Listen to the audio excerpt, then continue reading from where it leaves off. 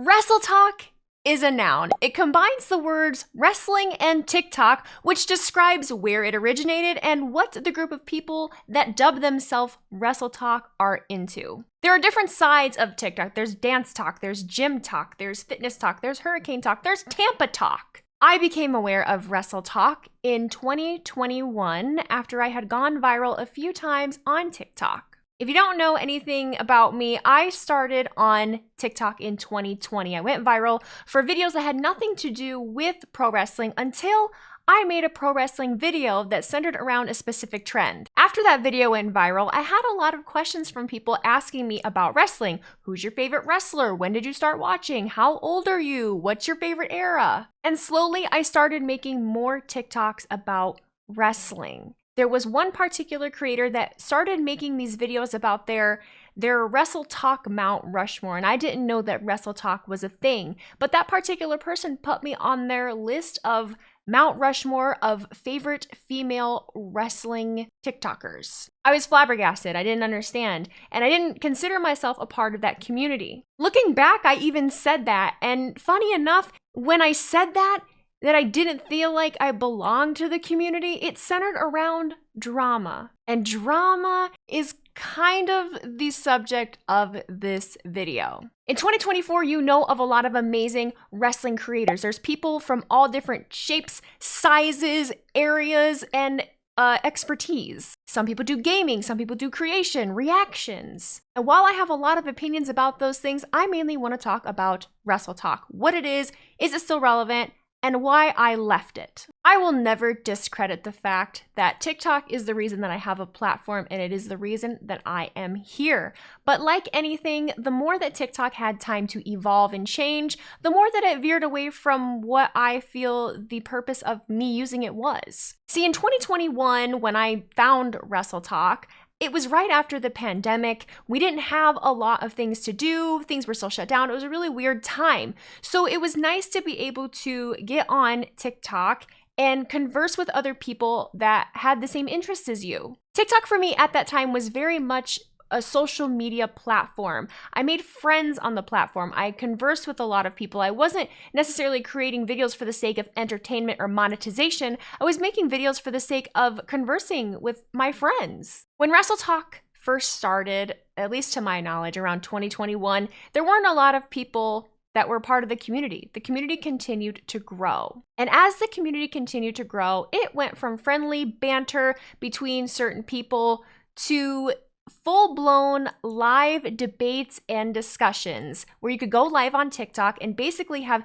6 different people in your live where you were all talking at once. And I personally felt like they were very, very chaotic. In those discussions, you would have all kinds of crazy topics and kind of more taboo things that maybe you shouldn't really talk about. Now, I considered myself more of a Wrestle Tok OG. I had started out there. I felt like everyone seemed to really like me. I had even gone as far as making it to wrestling shows and meeting some of the people that I had met through this platform. And some of those instances should have been my first red flags. I found out very quickly that, wow, you actually don't know these people. You think you know them through a screen, but really until you meet them in person and have to deal with them in close proximity or in business kind of ways, you don't know them at all. I encountered a lot of shady people, a lot of shady situations. I witnessed a lot of shady situations. There were a lot of people that were creating podcasts together without knowing anything, giving each other their financial information, inviting them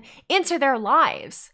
I can think of one particular instance where there was one of the first Twitch channels I can think of where they tried to make a collaborative wrestling channel, and the person that started that ended up siphoning money from the other members. There was a huge fallout, and I somehow was involved. The reason I was involved was because I saw through the particular person that started this channel from the very beginning.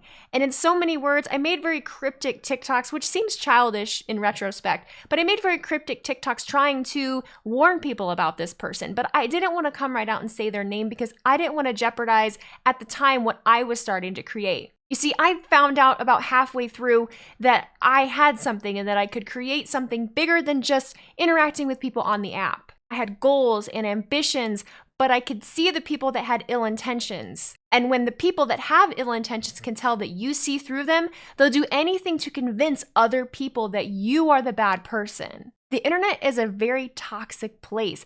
Everything that you think is reality could be a lie, and everything that you think is a lie could be reality. I say the same thing when it comes to pro wrestling. The truth came out about that particular person, and they have vanished from the internet, or at least I think they did because they have me blocked. But again, time kept going on. I kept noticing more things, and it just seemed like TikTok was not going to be the place where I was going to build my brand and what I wanted to bring to the wrestling community. Someone had asked a question not that long ago if Wrestle Tok was dead. And I gave a roundabout answer, and a lot of creators that were bigger than me and know better said that no, it's not dead. But those particular creators that engaged in that conversation never engaged in the social media aspect of it like I did. I thought that I had made friends on the app, and I viewed them as such, and then to find out that some were actually conniving and not good people, or the minute that you got a little bit of recognition in another space, I suddenly was expected to drop everything and help them build their platform when I had worked really hard just to build mine. People turned on me pretty quick. So Wrestle Tok itself, the fact that people post about wrestling, no, I don't feel that that has died. What has died about Wrestle Tok is the idea that it's a family, it's a friendship. I don't see it as such. I don't see Wrestle Tok as a social media thing where we should be interacting with each other in a particular way, because people are getting hurt, people are getting taken advantage of. You find out real quickly that a lot of people just don't know how to act, and to attack people and make video series when you're making video series arguing with another person over a wrestling take and opinion. And I feel like this is a very off-kilter, just random, I didn't plan this out very well, but I just wanted to speak on it freely and with my thoughts. And in my thoughts, I in the 4 years that I was on Wrestle Tok, it's crazy to think of how much it had changed. I was a kind person. I did get taken advantage of. Wrestle Tok went from being a platform where we engaged with each other and built friendships to a more professional atmosphere, at least from the larger creators' standpoints. The arguing still exists, but reaction content came along. And so you'll find that you see a lot of people posting reaction content.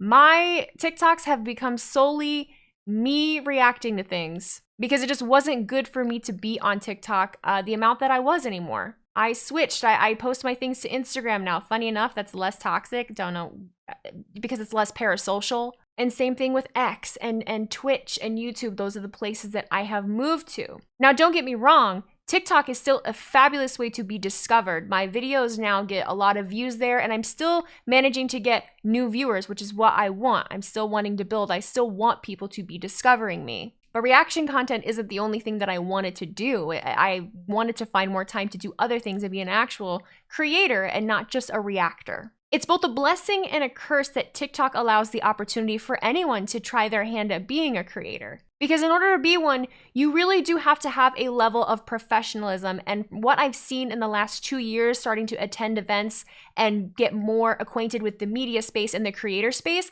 a lot of people do not have that capacity for professionalism. I think sometimes people forget that everything that you post online gets seen and perceived by others. I don't want this to come off as, oh, Wheezy turned her back on Wrestle Tok, or oh, Wheezy got too big, or she did this or she did that. It's just my experience with it and with the app. If you were an OG and you happen to remember my time on TikTok and you remember me being there, the whole reason that I am a live streamer and I feel like I'm decent at live streaming is because I always liked the live feature. I would go live on TikTok nearly every day just to talk to people. I would be on TikTok live for hours at a time. It's basically how I built my entire channel. I genuinely loved a lot of the relationships I built with people, and a lot of them I still talk to this day. But I've learned that I need to be more cautious. When everything started to take a turn for me and I realized I wanted to be a creator and that being associated with the wrestling business was a possibility for me, I had to kind of take a step back. Just because someone disagrees with me in a TikTok stitch doesn't mean I'm gonna blow up and make myself look like an ass on an app for everybody to see. And the craziest thing about that sometimes is people will agree with me, but they'll be the exact people that do that. I can be sensitive. It's really hard for me not to clap back at a lot of the comments that I get on Instagram and YouTube, especially YouTube. You guys you've really been testing my patience. But unfortunately, it's a part of the gig, and if this is something that you want to do, you have to learn how to navigate it in a healthy way. If you are still on Wrestle Tok and you have aspirations to be a creator in the space, or you want to get into wrestling media or something along those lines, I have a little bit of advice for you. You are not required to say yes to any project or podcast that comes your way. Actually, I suggest that you don't. Be a little selective on what you do. Do a little research first. Make sure that the podcast or the person that you're working with has a good portfolio, or at least sounds like they know what they're talking about. If you can't sit through more than a few minutes of their podcast that they have up, it's probably not a good idea. And starting one with somebody else, I highly recommend you either do that at your own risk or do it with someone that you actually know. Because once money gets involved and once notoriety gets involved, things get a little sticky. Jealousy is a really crazy thing to navigate. I've seen it happen so many times. And if you try to build your brand on a partnership and that partnership falls apart, then you have to decide where you go from there. What happens to the rights to everything? What happens to your friendship? What happens to this? What happens to that? It gets sticky. In short, be careful who you trust. Use TikTok and Wrestle Tok for the most part just to get exposure. My initial thought is to tell you not to use it as a social media site and to not make friends, but I have made really good people on the app. I've also met a lot of really bad people. So I guess I'm really just telling you to be cautious, be aware. And it's okay if you just want to use Wrestle Tok to have fun and interact with a few people and post some videos. Some people like to wear a badge of honor that TikTok is just the thing they do for fun and they're not trying to make money on it. I am someone that wanted to make a career out of it because I've always wanted to be an online personality. I've always wanted to be an MC. I've always wanted to do more than the job that I signed up for when I was 18, 19 years old. And it's possible, but you have to have the work ethic for it and you have to have a vision. If you want to be a creator, you need to know why. You need to know what direction you're going. When it fell into my lap at first, I didn't really have a direction or a goal in mind. And while more people are starting to enter the space, you need to be more clear on that. You need to know what you want, how you want to get it, and how to get yourself noticed. Because if you just do the same thing that everybody else is doing, you're going to have to find one part that you add in that makes you unique from all the rest. And I know that probably sounds silly coming from someone that's still building, but I think it's better coming from someone that's still building because I'm in the trial and error part of trying to see what works and what doesn't. That took an entire turn. I look back on my time in Wrestle Tok very fondly. I left for a reason. It wasn't good for me. I didn't like the way that people were interacting with each other. I didn't like the shadiness. It kind of felt like I was in high school all over again. I just had bigger fish to fry, bigger dreams in mind, and TikTok was an amazing step stool to get me there. Not only that, the more people that started getting on it and started discovering it, the comment sections became really, really atrocious, and on TikTok, they're kind of hard to avoid. I just had millions of people yell at me and berate me for crying that The Rock returned. And I wasn't I'm not even going to explain myself to you. I cried and it's fine. Thanks for listening to my long-winded rant, everybody. If you want to hear more from me, please make sure you subscribe. I am live here every Monday, Tuesday, and Friday at 8 p.m. Eastern, and I will be adding more dates and times in the coming weeks. Make sure you follow me on all socials for updates, and I will see y'all in the next one. Take care.